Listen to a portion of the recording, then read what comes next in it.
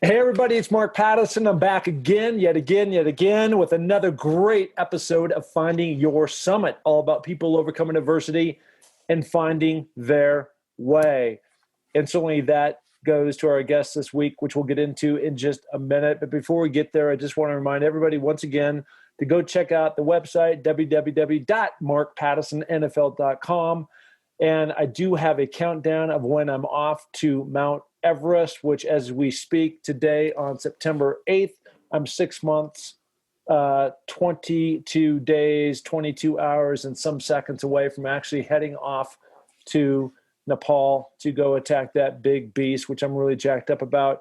Also on the website, you can check out my blog, which I will be getting more and more into as it relates to what's going on real time on the mountain. There'll also be a tracker of me going up and down the mountain as I take that on again next April and May.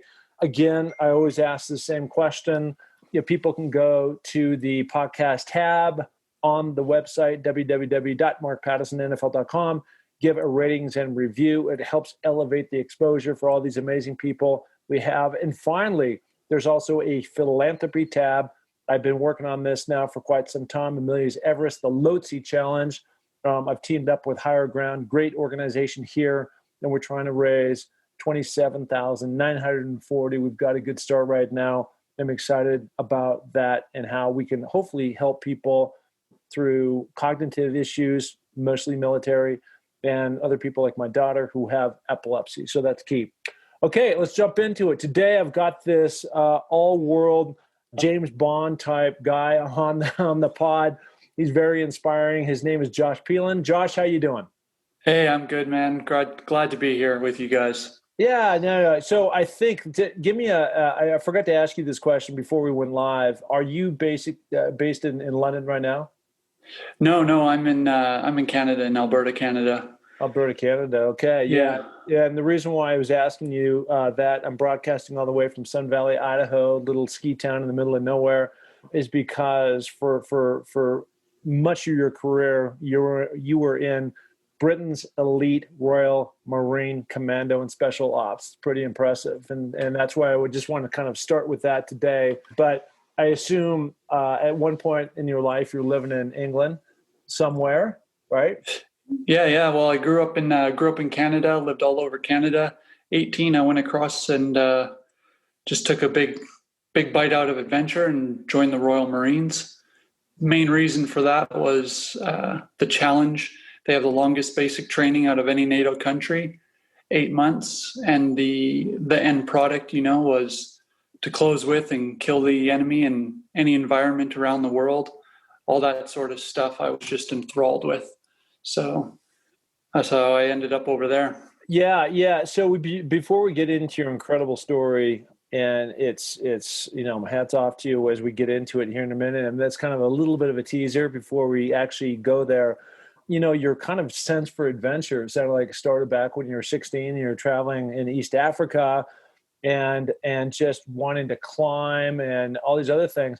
There's a story that I want to get and ask you more about almost being killed when you're just a young lad growing up, on this great adventure. How did that all come about? Well, I mean, what was that thing that, you felt like your life was in danger?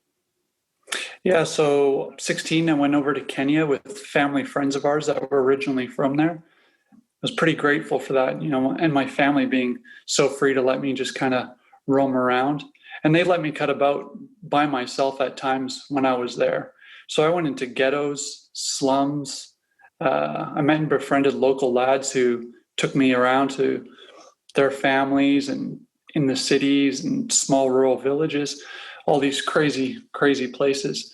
Yeah, the story that you're referring to is, I remember, there was a few, but kind of really intense moment was when I was on my way out of Kenya, and kind of the touristy thing that we were doing was going to go to Masai Mara Game Reserve, see the elephants, the giraffes and all this. And I remember we pulled out of the city, we had a local driver, and we were just in like the matatu, the taxi, the old VW sort of van, just bouncing along. And we went down into this wadi, and there was all these goats in the road, and they belonged to the Maasai, and they were quite shy, these herders, nomadic people, tribesmen.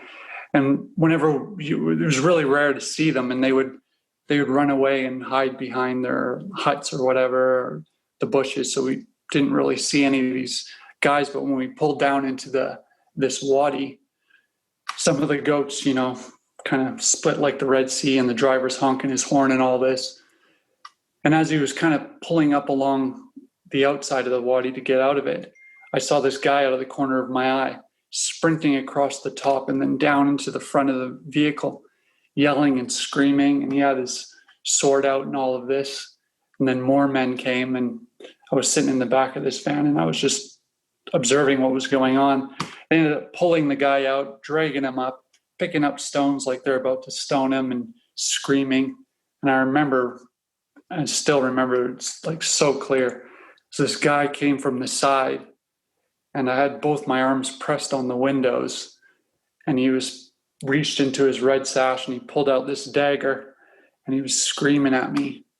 And another guy from behind was yelling and yelling, and he kind of looked at him, and he just smiled at me and stepped back.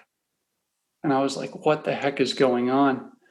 And there's this language barrier even between the African people I was with. And this guy picked up this goat that was in the road. And what I could gather even at that time was that we hit this goat or something, and they were obviously really mad about it. This is their livelihood. Oh no, they're going to extort us for money, or they're going to kill this guy or whatever. And then out of nowhere, it just kind of all stopped. And all these guys that were ahead of the vehicle holding these stones, maybe about 20, 30 guys, all started just laughing and dusting off the driver. And he was visibly shaken, And they just threw him back in the vehicle, and off we went. And I was like, what the hell has just happened, Eye-opening. And then, went off, saw the elephants, and I still was like, this is mental, but kind of pushed it all away, didn't even think anything of it. But on the way out, I remember pulling down into this wadi again, and some of these guys that were there a few days earlier, they remembered us, and they were just smiling and waving and laughing, and I was like, this is mind-blowing, So that was probably one of the most intense experiences of my life at that time. Yeah, well, I've been to Kenya, I've been to Tanzania, I've climbed Kilimanjaro a couple of times, and I've been out in the Serengeti. I've visited the people of the Maasai tribe, and I can tell you for sure that the goats are their currency. They don't literally have money, and so that they trade goats back and forth. And so, I could imagine if you hit one, they'd be furious, and who knows what they would do. Fortunately, you're still alive and well. But what did that experience do for you? Again, where we started at the very beginning about, going off to as part of your adventure of joining Britain's elite Royal Marines and Commandos. Was there something at 16 that from that experience at all that like ricocheted years later to like, I want to be in a better position to protect myself and others around me? Was there anything that went through your mind as you kind of look back on it now? So yeah, that whole time, in Kenya, and the freedom that I have, and really seeing the beauty and the brutality of the world at such a young age. When I got put back into school amongst my peers, I felt very different from them. A lot more mature, in a sense that I could hold my own already now through these experiences. And it just seemed extremely boring to me, the world that I had come back to, home in Canada. And I knew that there was so much more out there already, and I experienced a huge bite of it, and I just wanted more. So that kind of thrust me into that adventure. Yeah. I started. Sorry, go on. No, I was just going to say, it sounded like that might have been the trigger to like activate the sense of adventure, not only on joining the Marines, but also doing, your climbing around the world, and your kind of a sense for, stepping out beyond the normal, like you were just describing. I mean, I think it's really inspiring to all people, not just, the things that we're talking about for you here today, but when people go and they go to faraway lands, they come back and there's different stories, and realize that people on the other side of the world live completely different than the way that we live. And Yeah. so it helps like broaden your mind, in my opinion, about, life ahead. Before we get into your accident, I want to ask you a little bit more about being involved in special ops and everything. Your time there, what did that teach you? Because I think it sets up down the road here in a few minutes when we get into this adversity you've had to overcome. What do you think that kind of also help provide the foundation of toughness, mental grit, overcoming adversity, tenacity, all those things? What did that do for you? Yeah, it really taught me to face my fear with courage. So recognizing the fear within, yet still moving forward, embracing that adversity, that whatever, especially in that environment and the places that I went and the people I worked with, like it was a tough environment, and I had to embrace it. The cold, the wet, the hunger, that fear. Also having cheerfulness in that adversity. That's one of the key things, is always just laugh at whatever is coming down the pipe, or is going to come. Dark humor within that environment is a big thing, and that also helps you recognize and be honest with where you're at. It's just a coping mechanism that we used, and then being able to look back on during my accident, coming out of all of that, and also my climbing, being able to look back at all those experiences, the difficulty, and kind of use them as stepping stones to move forward, to use as like lily pads to jump forward into the next thing. If that kind of makes sense. Yeah, no, it makes total sense. So I want to ask you about an experience. Maybe you have a story or two. After the special ops, you moved out of that into the private sector. I know a lot of guys do that who are involved in various military branches here in the States. But you were helping out to protect some of the maritime companies and also down in Somalia. I remember, when I read that, I was thinking, I was going back to the Tom Hanks movie, where he's the captain on the ship and they're going through the dangerous water and these guys come out and attack and board their ship and take them hostage and all that stuff. And I'm wondering, like in all that, did you ever have anything remotely close where you were on there and they're coming, you literally had to protect these ships type of thing? Or was it just by the idea of by a show of force, it was a deterrent towards people coming at you? Yeah, that was our main thing, was to build that deterrent. We did that through running rows and rows of razor wire around the outside, having hoses going. So there was times when we did have skiffs approaching, whether they were there to put in an attack or just probing, where we would get weapons out and kind of have a show of force. And that abruptly got them to spin around and turn around.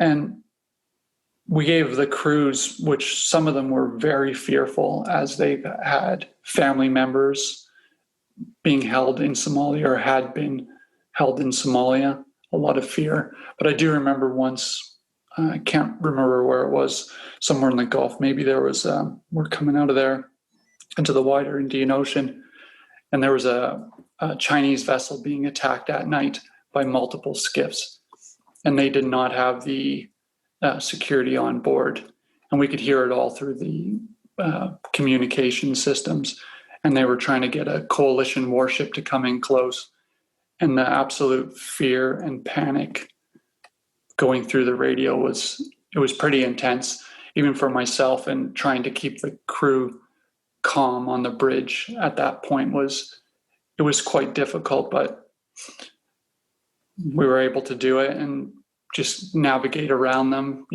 give the navigator direction on what we needed to do. And it was pretty safe, but all in all, that whole period of my life was pretty safe, Yeah. Yeah. Which is going, a good thing. yeah, which is what we wanted. That was our role, to keep it safe, keep it calm, and just get the vessel from A to B or around their circuit. So, it was fun.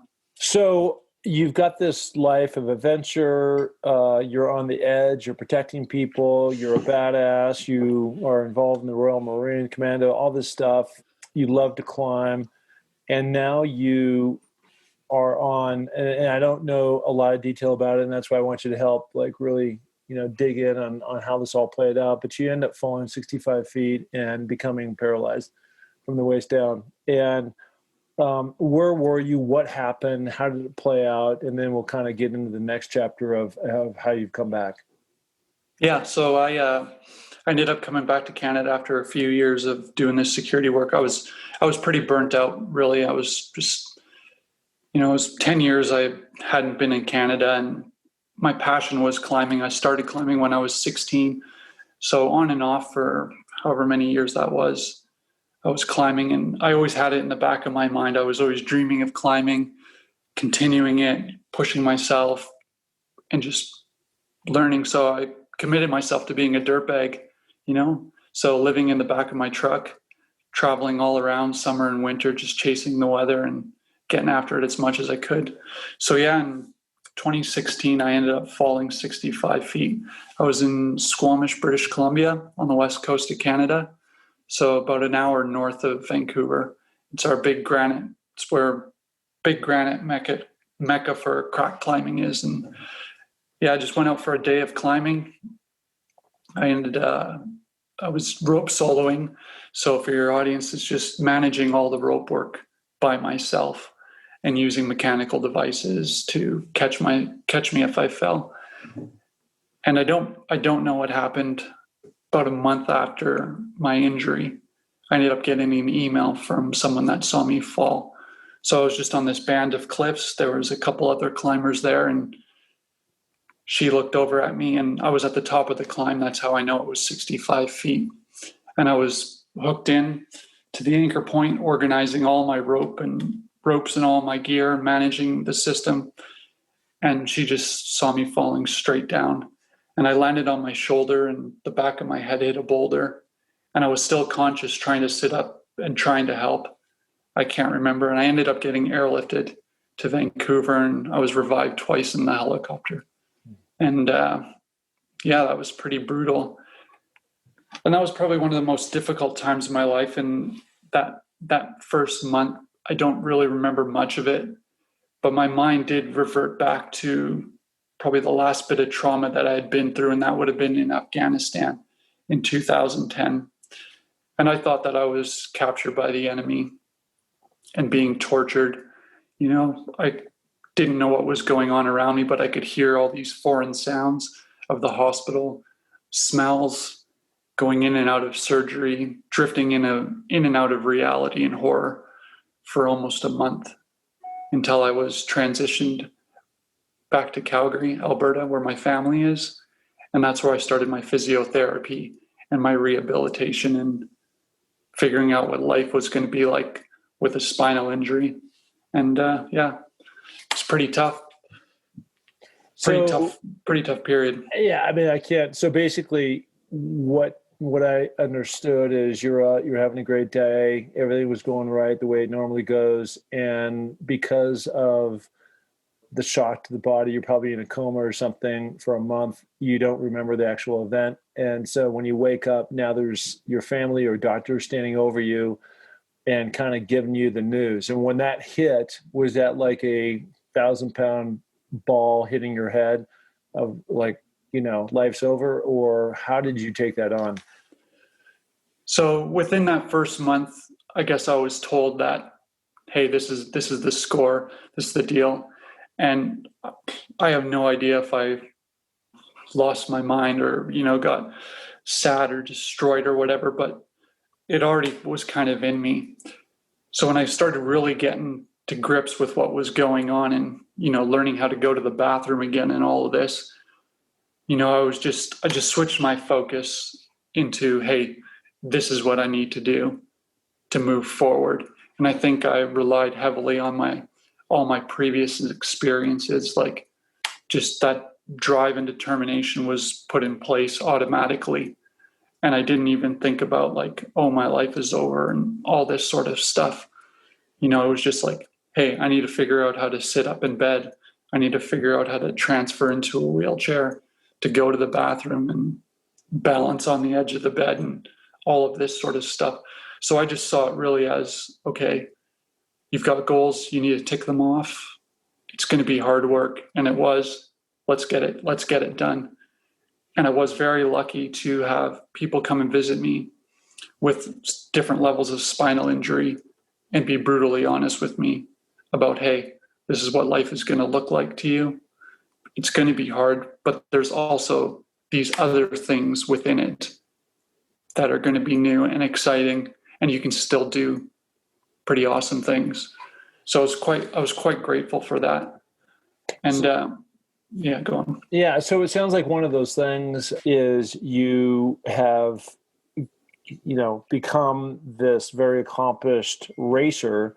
So these are one of these sit down bikes that you're pedaling with your arms, and I don't know how far you go, but have you become consumed with that as a life focus of just training, exercising, getting stronger, getting better? Yeah, so I got introduced to that 3 months from being injured, and I started training with a coach. So I'd finish my physiotherapy and rehab and go start training indoors and all that sort of stuff. And yeah, that's a ticket that I needed, to start trying to push myself. And yeah, I had a lot of energy still from climbing and all of this in me, and I needed an outlet for it, as well as, yeah, something positive. And it has consumed me. Right now I'm a development athlete, if you want to say that, with Cycling Canada. So I train and race. I also like to do some big endurance stuff. Just the other week I did 150 kilometers through the mountains, trying to do the length of the Icefields Parkway from Jasper down to Lake Louise. I had to stop a little bit early, just starting to get a little bit of pain in my elbow due to all the climbing. Yeah. But, I love going back there because I used to spend a lot of time ice climbing, and it really is like a recharging kind of place for me to get back to. So what's the message that you have for people? I mean, what you went through is devastating, and I always used to think about it in the back of my mind when I was playing football, and like if I took the wrong hit, something awful like that, and I've had a few other people in your circumstance on the pod. What is your core message in terms of when things hit and they're negative and you have to overcome? You're sitting there with this lump of coal on your lap and you got to figure out how you're going to get through it and get to the other side. What's your core message? Yeah, I guess it would be, be bold in what you want, face your fears with courage. Yeah, face that fear with courage. Be unselfish and cheerful in all that you do in getting there.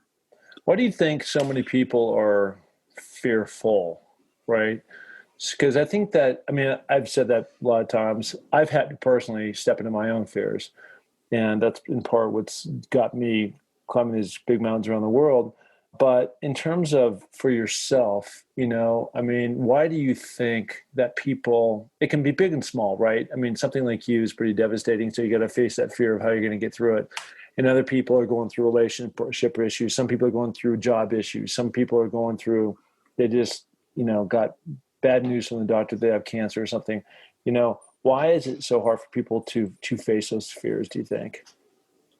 I think maybe some of it is they don't know how to be honest with themselves, to maybe ask those questions of, okay, how am I actually doing in this situation? What do I really want out of it, whatever it may be? How do I want to navigate around it?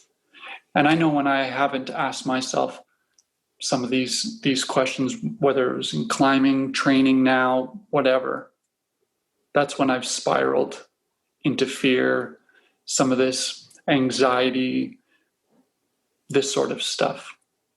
I don't know if that kind of answers that. Yeah, no, it does. And it's a great answer, and that's your answer.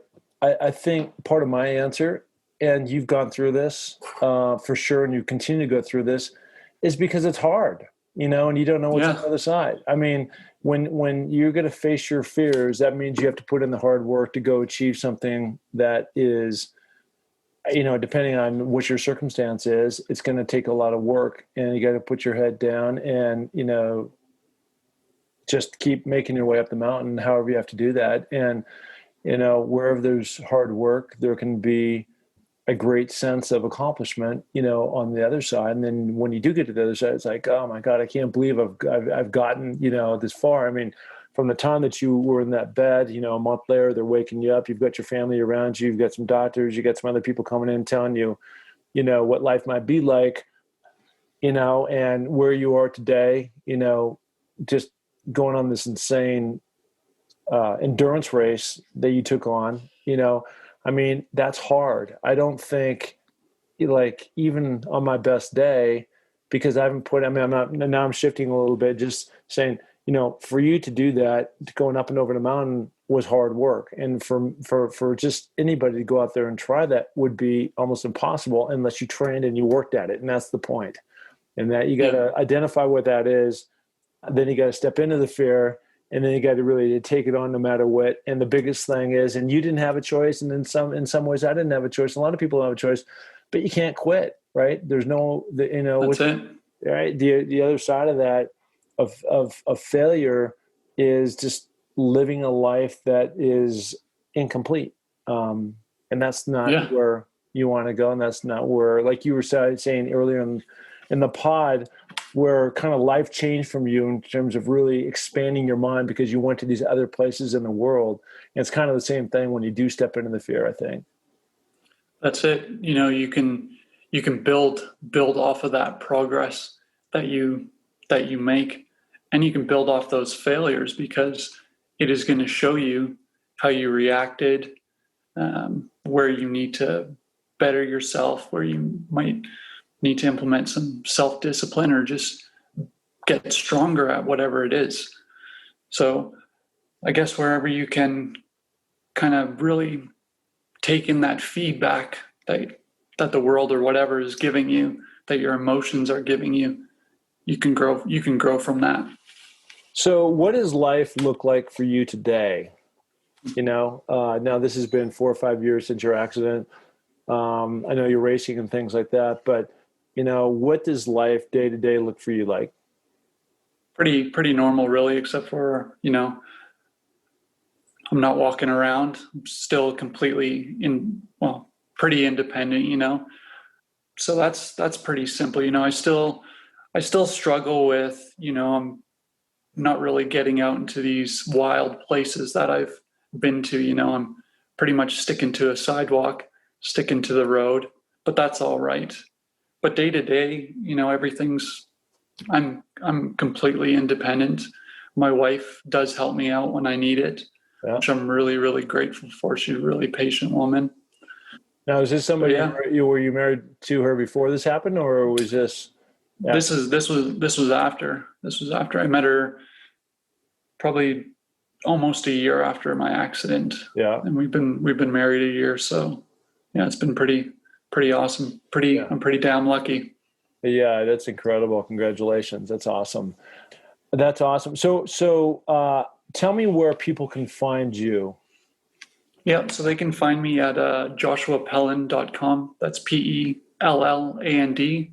And I've got social links there, Instagram, LinkedIn.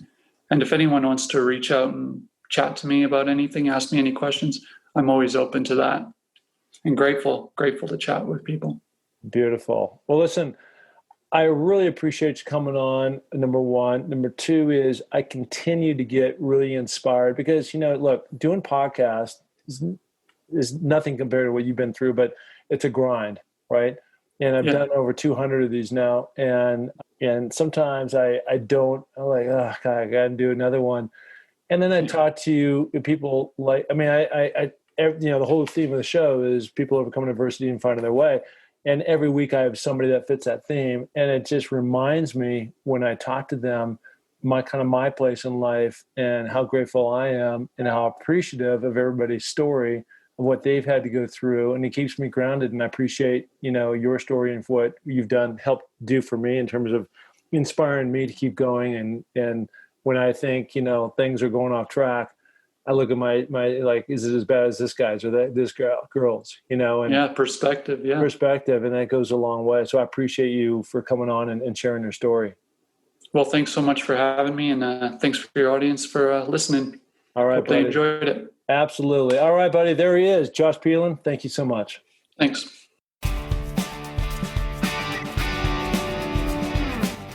Hey, and thank you so much for listening to the Find Your Summit podcast. We are so glad to have you along for this journey. And if you enjoy the show, please tell a friend, share it on iTunes, spread it to the planet. We're looking to broadcast this to every person that is out there because, as you know, everybody has their own summit that they're going after. Okay, if you're looking to follow my journey, you can find that through my social links on markpattisinnfl.com. That's Mark, M-A-R-K, Pattison, P-A-T-T-I-S-O-N, NFL.com. So, until the next podcast, just remember, clear eyes, full hearts, and remember, it takes a little more to make a champion, so make it happen. Thank you. Bye.